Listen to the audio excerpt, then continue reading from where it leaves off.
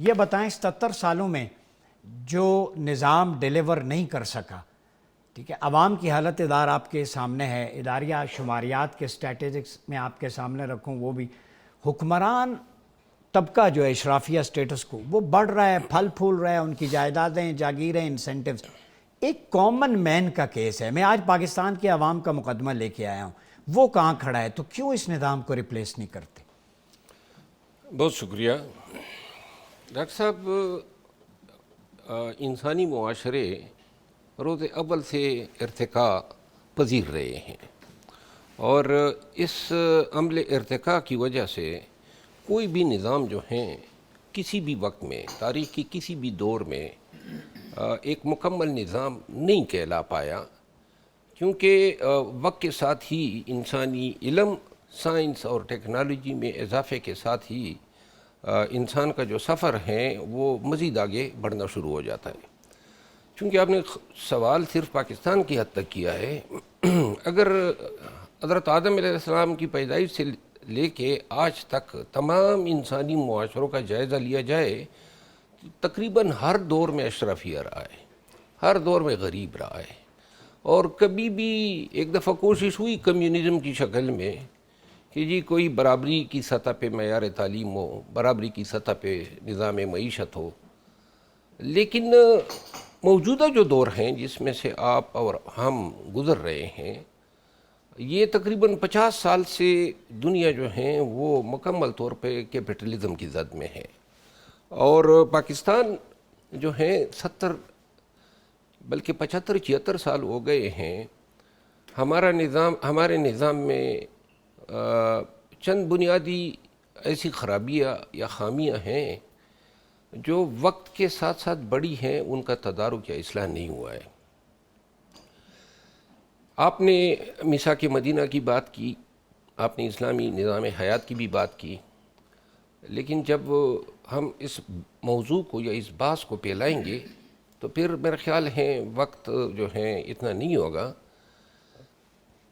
سب سے پہلے آپ دیکھ لیں 76 سالوں میں ہم نے روزگار کے مواقع پیدا کرنے کے لیے کوششیں کتنی کی، نمبر 1۔ نمبر 2، کلاس ڈیفرنس کو ختم کرنے کے لیے نظام نے کیا پالیسیز، لاز اور ریگولیشن متعارف کرائے۔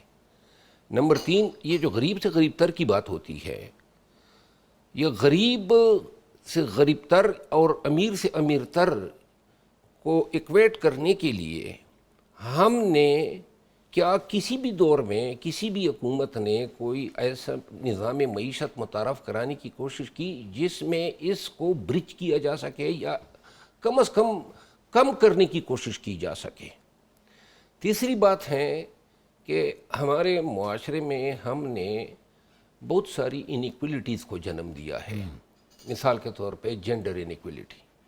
اب میں ابھی گیا تھا امریکہ، جینڈر انیکویلٹی پہ ہی میں نے اقوام متحدہ میں خطاب بھی کیا، اور جینڈر انیکویلٹی جو ہے وہ آپ کو پاکستانیوں کو سن کے افسوس ہوگا کہ 148 ممالک میں سے جینڈر انیکویلٹی میں پاکستان کا نمبر 148واں ہے۔ جی، اب ہم نظام معیشت میں اسلام کی بات اور روا کی بات تب کرتے ہیں جب وہ عمل ہم اپنے لیے پسند نہیں کرتے ہیں۔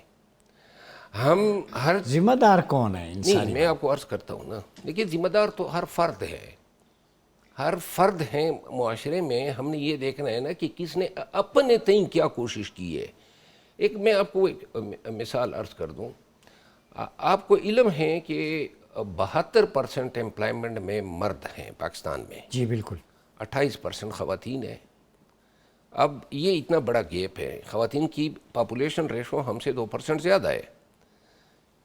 اس حوالے سے کیا کسی حکومت نے کسی بھی دور میں کوئی کوشش کی؟ جب تک آپ جینڈر ایکویلٹیز، ٹھیک ہو گیا، معاشی پالیسیز جو ہیں اس کو ایسے نظام کے تابع نہیں لاتے ہیں جہاں اب دیکھیں نا، گندم کی قیمت سے چھوٹی سی چیز سے پنجاب حکومت میں کسان جو ہیں، obviously کسان کا سارا دار و مدار اس کی اپنی زمین پہ ہوتا ہے، اس کے گندم کی قیمت آپ نے گھٹا دی تو مطلب ہے آپ نے جنہوں نے گندم کو فلور بنانا ہے اور مارکیٹ میں اینڈ یوزر تک پہنچانا ہے، فائدہ آپ نے کس کو دیا؟ اس کو دیا جو پہلے سے پیسے والا ہے، اور نقصان کس کو دیا؟ اس کو دیا جو پہلے سے پیسے سے محروم ہے۔ تو 76 سال کا جو ہمارا نظام ہے وہ ہے بیسیکلی تجربہ گاہ۔ ہم نے تجربے کیے ہیں اور غلطیوں پہ بھی تجربے کیے ہیں، ٹھیک ہو گیا۔ اور اس کا جو ہے نتیجہ یہ نکلا ہے کہ اب ہم، یہ آخری بات، اب کبھی سرکاری اسکول چلے جائیں تو آپ کو حیرت ہوگی۔ میں اپنے بانجو کی اسکول میں گیا ادھر لندن میں، تو وہاں میں نے پوچھا، یہ 6-7ویں کلاس کے بچے تھے، کیا پڑھ رہے ہو؟ نینو ٹیکنالوجی پڑھاتے ہیں، آرٹیفیشل انٹیلیجنس پڑھاتے ہیں، آئی ٹی پڑھاتے ہیں، اور سب اثر علوم، اور وہ علوم جن کا مستقبل میں کوئی اسکوپ ہے۔ پاکستان میں اب جائیں، کیوں نہیں پڑھاتے اسکول؟ پاکستان میں اب جائیں تو کیا پڑھاتے ہیں؟ 1857 کی جنگ آزادی پڑھاتے ہیں، سر سید احمد خان پڑھاتے ہیں، سن 65 میں جو کارنامے ہوئے ہیں وہ پڑھاتے ہیں، اور اس کے بعد مرزا غالب 10ویں میں مرزا غالب کو پڑھاتے ہیں۔ اب یہ علوم، نہ ہم نینو ٹیکنالوجی پڑھا رہے ہیں، نہ ہم آرٹیفیشل انٹیلیجنس پڑھا رہے ہیں۔ 1.75% ہم نے ابھی بجٹ میں ایجوکیشن کے لیے لوکیشن کی ہے۔ تو آپ کی ترجیحات کہاں ہیں؟ یعنی جاپان میں کیا پڑھایا جاتا ہے، چائنا میں کیا پڑھایا جاتا ہے، میں آتا ہوں ویسٹ میں کیا پڑھایا جاتا ہے، اور آپ کس نسل کو گروم کر رہے ہیں؟ بالکل۔ اور خصوصاً ٹیکنیکل ایجوکیشن جو ہے وہ ضروری ہے، وہ ضروری ہے، کیونکہ اس سے روزگار زیادہ۔ آپ کا پوائنٹ میں آتا ہوں۔ مروہ صاحب یہ بتائیں، یہ ان کا پوائنٹ آف ویو آ گیا، لیکن مجھے بتائیں، بارڈر پہ کھڑا ہونے والا آج بھی شہید ہوئے ہیں فوجی، life is not for sale, لیکن ایک طبقہ ایسا ہے کہ وہ اپنی چھاتی پیش کرتا ہے اس ملک کے سرحد کے لیے، دفاع کے لیے، تو کہتے ہیں ڈکٹیٹر۔ مثلا اگر ڈکٹیٹر کے دور کا مشرف، جنرل ضیاء کا کمپیریزن کر لیں جمہوری ادوار سے، ایمانداری سے بتائیں، کیلکولیشن اب جرائم کی ریشو کم، مہنگائی نہیں ہوتی، ڈیمز کس کے دور میں بنے، پھر بھی وہ گالیاں کھاتے ہیں۔ بھائی آپ لوگوں نے 30 سال ڈیلیور کیا ہوتا تو وہ کمپیریزن کچھ اور ہوتا، کیا کہتے ہیں؟ ڈاکٹر صاحب، میں آپ کے رائے سے مکمل ڈس ایگری کرتا ہوں۔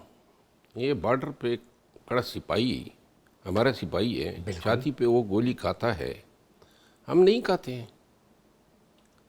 کیا؟ ہم نشان تو نظر نہیں آ رہے۔ میرا پورا خاندان قبروں میں ہے، اسی ملک کے ساتھ وفا نبھاتے ہوئے دہشت گردوں کے ہاتھوں میرے والد صاحب سمیت شہید ہوئے۔ وہ نظر نہیں آ رہے نا آپ لوگوں کو۔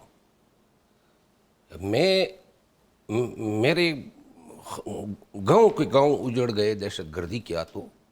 بات یہ ہے کہ عوام پاکستان اس دھرتی کے اصل حکمران ہیں۔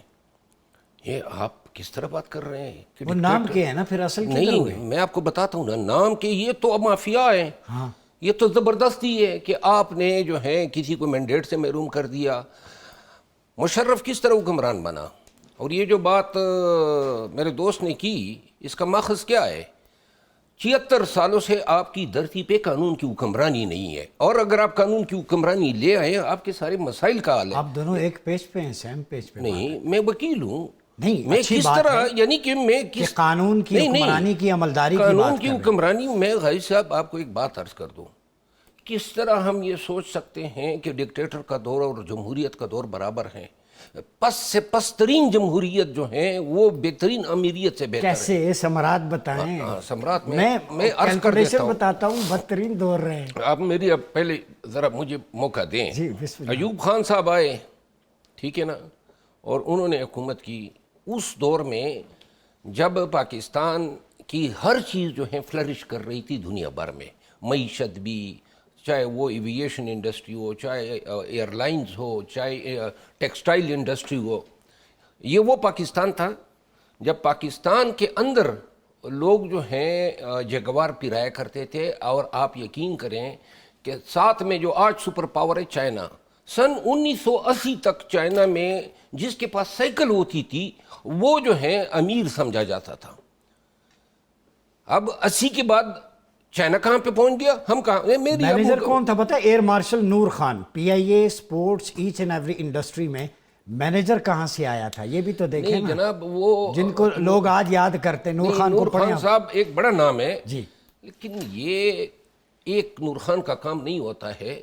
یہ تو ہم نے کتنے نور خان جمہوری ادوار میں بنائے ہیں. میری آپ بات مکمل کرنے دینا. آپ اپنی بات پہ سے نا ڈاکٹر صاحب خود نفی کر رہے ہیں. ابھی کہہ رہے ہیں قانون کی کتابیں موجود ہیں, پھر قانون کو بند کر دیں نا, کتابوں کو بند رکھیں, نہیں, کریں جو آتا ہے وہ آپ مجھے یہ بتائیں, قبضہ کر لیں. آپ ذرا یہ دیکھ لیں کہ 1965 سے 71 کے بعد یحییٰ خان, اس کے بعد ذوالفقار علی بھٹو مرحوم آئے, کتنی بہترین اس نے دستاویز دی, عمرانی معاہدہ دیا, سن 1973 کا آئین دیا. اس پہ ہمیں بالکل اچھا, اعتماد ہے. کس جرنیل نے اس طرح کوئی اس کا حشر کیا ضیاء الحق نے, اس کو لٹکایا, ظلم کیا. انٹرنیشنل کانسپیریسی تھی. انٹرنیشنل کانسپیریسی بعد میں کریں, آپ کے اپنی عدلیہ استعمال ہوئی. میں ذرا آپ کو آپ کے سوال کا جواب دوں کہ آپ کہہ رہے ہیں کہ جی وہاں جرائم نہیں تھے. جرائم تو سب سے بڑے کرتا درتا جرائم تو یہ خود کرتے ہیں. یعنی کہ ضیاء الحق کے دور میں آپ نے ہیروئن کلچر بھی متعارف کرا دیا, کلاشنکوف کلچر بھی متعارف کرا دیا, آپ نے طالبانائزیشن اس دور سے شروع کی. وہ جو وار لارڈ ہوا کرتے تھے, گلبدین حکمت یار اور جناب آج مجاہدین ادھر تو جہاد تھا, نہیں تھا جہاد تھا, اس وقت جہاد تھا. اگر عمران خان سے حکومت چینی گئی, جو ایک حقیقت ہے, چھینی گئی, جو 8 فروری کے نتائج ہیں, 2/3 اکثریت سے پی ٹی آئی ہر جگہ جیتی. نہیں عدم اعتماد آیا تھا نا. نہیں, جو فروری کے الیکشن کی بات کر رہا ہوں, چلیں وہ تو عدم اعتماد تھا, مان لیتے ہیں. 8 فروری کے بعد حکومت چینی گئی, کوئی بھی اس میں دوسری رائے نہیں ہے. اب عدالتیں موجود ہیں, کیوں نہیں فیصلہ؟ کون سے فیصلے, کون سی عدالتیں؟ اگر چھینی گئی تو سر قانون موجود. غازی صاحب ایک بات, شاہراہ دستور ایک پہ چھوٹا سا دستور سوال کی ہے بات. آپ سے.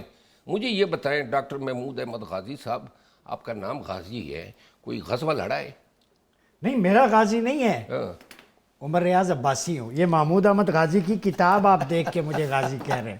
اچھا, ڈاکٹر محمود احمد غازی تو پریزیڈنٹ تھے اسلامک یونیورسٹی کے, اللہ بخشے. ڈاکٹر صاحب میں ایک فکر ایڈ کر دوں. غازی صاحب کی میں سمجھا کہ غازی کے بعد عباسی مجھے ہے. ایک فکر ایڈ کرنے دیجیے گا ڈاکٹر صاحب. 8 فروری کے الیکشن میں جو ملک کا وزیر اعظم ہونا چاہیے تھا عوام کے مینڈیٹ کے مطابق, وہ جیل میں پڑے عمران خان, اور جن کو جیلوں میں ہونا چاہیے تھا, کوئی صدر ہے, کوئی وزیر اعظم ہے, کوئی گورنر ہے. سپریم کورٹ کو مانتے نہیں, ایک منٹ ڈاکٹر صاحب, میں آپ کو ایک بات بتاؤں. کون سی سپریم کورٹ؟